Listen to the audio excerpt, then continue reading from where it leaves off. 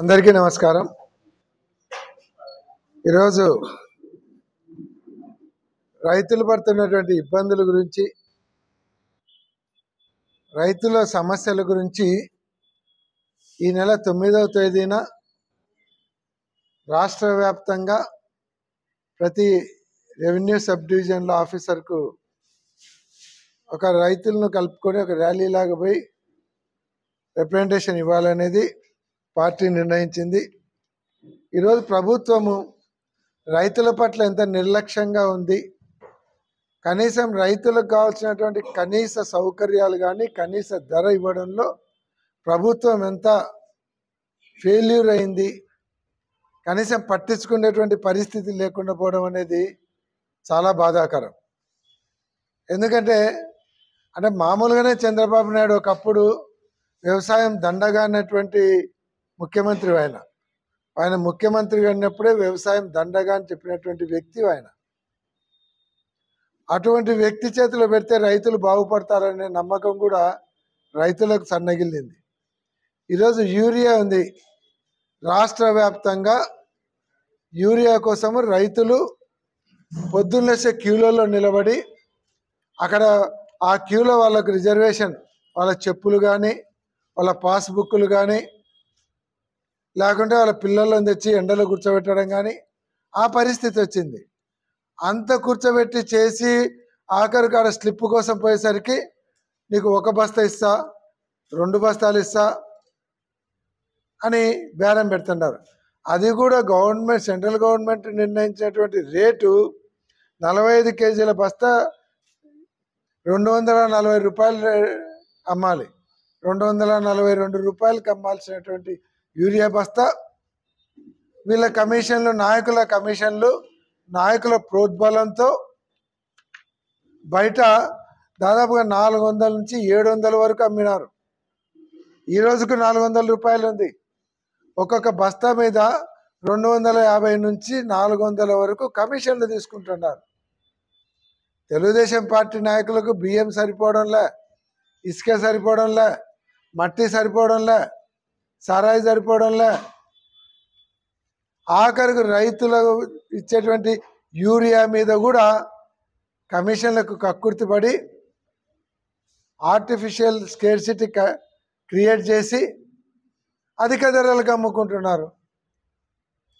ఇంత ఘోరమైనటువంటి పరిస్థితి ఎప్పుడన్నా నేను ప్రభుత్వాన్ని ప్రశ్నిస్తాను, గత 5 సంవత్సరాలలో ఏ రైతైనా సరే నాకు యూరియా దొరకలేదు, నాకు గిట్టుబాటు ధర లేదని ఒక్క రైతు ఒక మాట మాట్లాడినటువంటి పరిస్థితి ఉందా? ఈరోజు రైతుల పరిస్థితి దయనీయంగా ఉంది। ఆఖరికి యూరియా కోసము కొట్టుకుంటున్నారు మండలాఫీసుల కాడ, ఆ స్లిప్పుల కోసం రైతులు కొట్టుకునేటువంటి పరిస్థితి వస్తుంది। చేను పక్కన చేను స్నేహంగా ఉండేవాళ్ళు ఈరోజు శత్రువులుగా మారిపోతున్నారు కొట్టుకొని, మీరు చేసేటువంటి నిర్వాహకం వల్ల। ఈరోజు నేను ప్రభుత్వాన్ని సూటిగా ప్రశ్నిస్తూ ఉన్నాను, గత 5 సంవత్సరాలు వైఎస్ఆర్ గవర్నమెంట్లో డైరెక్ట్గా పిఎస్సీల నుంచి అమ్మినారు యూరియా, తర్వాత ఆర్బీకేల నుంచి అమ్మడం జరిగింది। వాళ్ళ గ్రామంలోకి తీసుకుపోయి పిఎస్సీల ద్వారా, ఆర్బీకేల ద్వారా రైతులకు 240 నుంచి 260 రూపాయల లోపల ట్రాన్స్పోర్ట్ కలుపుకొని అమ్మితే ఈరోజు మండల హెడ్ క్వార్టర్స్కి వచ్చి క్యూలో నిలబడాలి, ఆ ఒక్క బస్తా కోసం క్యూలో నిలబడాలి। రైతులను భిక్షగాళ్ళగా తయారు చేస్తున్నారు మీరు। రైతే రాజు అని అందరూ అనుకుంటుంటే రైతును మీరు అడుక్కుంటే స్థాయికి తీసుకొని వచ్చినారు। యూరియా కూడా వాళ్ళ గ్రామాలలో వాళ్ళకు అందుబాటులో పెట్టలేనటువంటి పరిస్థితులలో ఈరోజు గవర్నమెంట్ ఉందంటే ఏం చేస్తున్నారు? చేత కదా, మళ్ళా మాటలు కోటలు దాటుతున్నాయి చంద్రబాబు నాయుడు గారివి। ఈరోజు చూస్తే ఎక్కడైనా సరే తెలుగుదేశం పార్టీ నాయకులు ఈ యూరియా బస్తాలలో సంపాదించడానికి ఆర్టిఫిషియల్గా స్కేర్సిటీని క్రియేట్ చేసినారు। మొన్న గవర్నమెంటే రైడ్స్ చేస్తే 2000 బస్తాలు 2600 బస్తాలు దొరికినాయంటే ఎవరు దాచిపెట్టినారు? తెలుగుదేశం పార్టీ వాళ్ళు రైతులను దోచుకోవడానికి ఈ కార్యక్రమం పెట్టడం జరిగింది. ఇంకా గిట్టుబాటు ధర విషయానికి వస్తే మరీ ఘోరంగా అన్నారు. పత్తి గత 4 సంవత్సరాలలో 15,000 నుంచి 20,000 25,000 వరకు అమ్మితే, మినిమం 15,000 25,000 వరకు అమ్మితే, ఈ సంవత్సరం 5,000 నుంచి 7,000 వరకు అమ్మినారు. మేమే పత్తి సెంటర్కి పోయి, పత్తి కొనుగోలు సెంటర్కి పోయి మేమే ప్రత్యక్షంగా చూసి వచ్చినాం. రైతులు తీసుకొని వచ్చినటువంటి పంటను దాదాపుగా వారం రోజులు వెయిట్ చేసి పత్తి అమ్ముకుంటే 5,000 నుంచి 7,000కి అమ్మినారు. వానికి మళ్ళీ అన్ని రోజులు ఉన్నందుకు వెహికల్ బాడీ వెళ్ళిపోతే ఏం మిగులుతుంది? మిర్చి పరిస్థితి అంతే, పొగాకు పరిస్థితి అంతే, మామిడికాయ పరిస్థితి అంతే.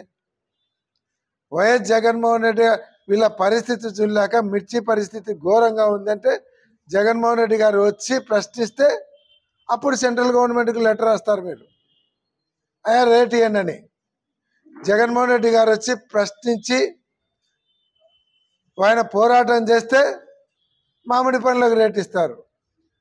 జగన్మోహన్ రెడ్డి గారు వచ్చి ఇస్తారా సస్తారా గిట్టుబాటు ధర అని అడిగితే మీరు మిర్చికి రేట్ ఇచ్చేటువంటి పరిస్థితి, పొగాకుకి రేట్ ఇచ్చేటువంటి పరిస్థితి. అంటే ప్రతిపక్ష నాయకుడు బయటికి వస్తే తప్ప మీకు రైతుల గురించి ఆలోచన కూడా రావడం లేదు. కనీసం ఆలోచన కూడా చేయడం లేదు. ఏ పంట ఏ సీజన్లో వస్తుంది అమ్మకానికి, ఏ పంట మిర్చి ఎప్పుడు అమ్మకానికి వస్తుంది, మామిడికాయ ఎప్పుడు వస్తుంది, పత్తి ఎప్పుడు వస్తుంది, దానికి రేట్లు ఉన్నాయా లేదా, దానికి గిట్టుబాటు ధర లేకుంటే మనం ఏం చేయాలి అనేటువంటి ఇంగిత జ్ఞానం కానీ, దాని మీద రివ్యూలు కానీ ఏం లేవు. ఎవరి కొద్ది వాళ్ళు ఎంజాయ్ చేస్తున్నారు. దొరికిన కాడికి దోచుకోవడానికి ఉన్నారు తప్ప రైతుల గురించి ఆలోచించడం లేదు. నిన్నటికి నిన్న ఉల్లి పరిస్థితి చూస్తే క్వింటాలు 150, 200, 200 నుంచి 400, క్వింటాల్ 400 రూపాయలు, 200 రూపాయలకు నేనే ప్రత్యక్షంగా పోయినాం. పోతే రైతులు వారం రోజుల నుంచి పడిగాపులు కాస్తే 100 రూపాయలు క్వింటా, 200, మ్యాక్సిమం 300. వాడు ఏం తింటారు, ఏం బతుకుతారు చెప్తున్నారు. సార్ ఇంటికాడికి పోతే కూలీళ్ళు పీకిన దానిలను తీసుకొని కోసిన కూలీ రావడం లేదు, కూలీళ్ళు ఇంటికాడికి వస్తారు, ఇంటికి పోతే ఆత్మహత్య చేసుకోవడం తప్ప మాకు వేరే గతి లేదంటున్నారు. మేము పోయి గలాట చేసి ఆడ ధర్నా చేస్తాము, జగన్మోహన్ రెడ్డి గారిని పిలిపిస్తాము, ఉల్లి రైతులకు మద్దతుగా జగన్మోహన్ రెడ్డి గారిని పిలిపిస్తామని చెప్తే మేము పోయి ధర్నా చేస్తే మరుసటి రోజు అప్పుడు వాళ్ళకు గుర్తొచ్చింది, ఓ ఉల్లిగడ్డ రైతులు ఉండారా, రైతులు ఉల్లిగడ్డ కూడా పండిస్తారా అనేటువంటిది గుర్తొచ్చింది. వచ్చి గిట్టుబాటు ధర 1,200 రూపాయలకు కొనాలి అని చెప్పినారు. మేము పోయి వచ్చేంత వరకు ఒక ఆఫీసర్ కానీ, ఒక ఎమ్మెల్యే కానీ, ఒక మంత్రి కానీ ఎవరు పోలే. రైతుల బాధ దుల్లాక మేము పోయినాం. పోతే మేము పోయించిన మరుసటి రోజు సబ్ కలెక్టర్ గారు పోతారు, ఆ మరుసటి రోజు కలెక్టర్ గారు, మొన్న మినిస్టర్ గారు. అంటే ప్రతిపక్ష పార్టీ నాయకులు ధర్నాలు చేస్తాము, వార్నింగ్లు ఇస్తే తప్ప రైతుల గురించి ఆలోచించేటువంటి లేనే లేదు. ఏమన్నంటే పబ్లిసిటీ, రూపాయి ఇచ్చేది 10 రూపాయలు పబ్లిసిటీ. నేను ఇంతకుముందు చెప్పినాను, 4,000 పింఛన్ వేయడానికి 4 కోట్లు ఖర్చు పెట్టి పబ్లిసిటీ చేసుకుంటారు. అది నెల ప్రతి నెల 4-5 కోట్లు ఖర్చు, సంవత్సరానికి 60 కోట్లు ఖర్చు. సంవత్సరానికి ఈయన ఇచ్చే పింఛన్ 50,000, 50,000 పింఛన్ వేయడానికి 60 కోట్లు ఖర్చు పెడతారు. ఇది మీ పాలన. పబ్లిసిటీ పిచ్చి తప్ప ఏం లేదు. జగన్మోహన్ రెడ్డి గారు ఉన్నప్పుడు యూరియా గురించి కానీ, గిట్టుబాటు ధరల గురించి కానీ, రైతు సమస్యల మీద కానీ ఒక్క రోజన్నా రైతులు ధర్నా చేసే పరిస్థితి వచ్చిందా? ఈరోజు అసలు ధర్నా చేయనటువంటి పరిస్థితులే ఉన్నాయి. మిర్చి రైతులు ధర్నా చేసిరి, మామిడి రైతులు ధర్నాలు చేసిరి, ఉల్లి రైతులు ధర్నా చేసిరి, టమాటా రైతులు ధర్నా చేసిరి. ఇంకా ధర్నా చేయనటువంటి వాళ్ళు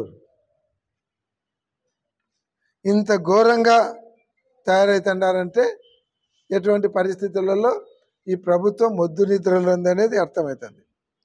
అసలు 2 సంవత్సరాల నుంచి ఈ 2వ సంవత్సరం సగం అయిపోతుంది. రైతులకు వాళ్ళకు ఆసరా కింద వాళ్ళకి ఇవ్వాల్సినది 40,000 రూపాయలు ఉంది. వాళ్ళకు మీరు ఇచ్చినటువంటి హామీ ప్రకారం అయితే ఎక్కువ అవుతుంది. సెంట్రల్ గవర్నమెంట్తో సంబంధం లేకుండా 40,000 రూపాయలు ఇస్తామన్నారు. 2 సంవత్సరాలలో 20,000 ఇస్తామన్నారు. 2 సంవత్సరాలకు 40,000 అయింది. 2 సంవత్సరాలకు సెంట్రల్ గవర్నమెంట్ కలిపి మీరు ఇచ్చిందంతా 5,000 ఇచ్చినారు. పెట్టుబడి సాయం కింద 5,000 ఇచ్చినారు. 40,000 రావాలి వాళ్ళకు. పోనీ సెంట్రల్ గవర్నమెంట్తో కలిపిన 40,000 ఇవ్వాలి. పెట్టుబడి సాయం 5,000 ఇచ్చినారు. మొదటి సంవత్సరం ఎగరగొట్టారు. 2 సంవత్సరాలు కలిపి ఇవ్వాల్సినది ఇవ్వలే. జగన్మోహన్ రెడ్డి గారు ఉన్నప్పుడు ఉచిత పంటల బీమా పథకం ఉన్నది. అంటే రైతు 1 రూపాయి కూడా కట్టకుండా వాళ్ళ క్రాప్కు మొత్తం ఏ రకమైన క్రాప్ అన్నా కానీ క్రాప్ ఇన్సూరెన్స్ ఉన్నది. ఈరోజు క్రాప్ ఇన్సూరెన్స్ లేదు. ఫ్రీ ఇన్సూరెన్స్ మర్చిపోయినారు. మళ్ళీ అప్పులేమో చేస్తూనే ఉంటారు. అప్పు చేయకుండా సంపద సృష్టించి సంక్షేమాలు ఇస్తానన్నటువంటి పెద్ద మనిషి ఈరోజు సంవత్సరం 4 నెలల లోపల ఈరోజు తీసుకున్నటువంటి 5,000 కోట్ల అప్పుతో 2,09,000 కోట్ల రూపాయల అప్పులు తీస్తున్నారు. 2,09,000 కోట్లు. 2,09,000 కోట్లు ఏమైనా ఇచ్చినారా? రైతులకు ఒక 3,000 కోట్లు వాళ్ళకు స్థిరీకరణ కింద ఏమైనా 3,000 కోట్లు డిపాజిట్ చేస్తా ఉన్నారు. చేసినారా? 2,09,000 కోట్లలో. పోనీ నిరుద్యోగ భృతి ఇస్తామన్నారు. 2,09,000 కోట్లలో నిరుద్యోగ భృతి ఇచ్చినారా? ఆడబిడ్డ నిధి ఇస్తామన్నారు. 18 సంవత్సరాలు దాటితే 1,500 ఇస్తామన్నారు. అది ఇవ్వలేదు కదా. 50 సంవత్సరాలు దాటితే ఎస్సీ ఎస్టీ బీసీలకు 4,000 పింఛన్ ఇస్తామన్నారు. అది ఇవ్వలేదు. మరి ఇన్ని కోట్ల రూపాయల అప్పు తెచ్చి ఏం చేస్తున్నారు? పోనీ ఉద్యోగులకు ఏమన్నా డిఏలు ఇచ్చినారా? డిఏ బకాయిలు ఇవ్వలేదు.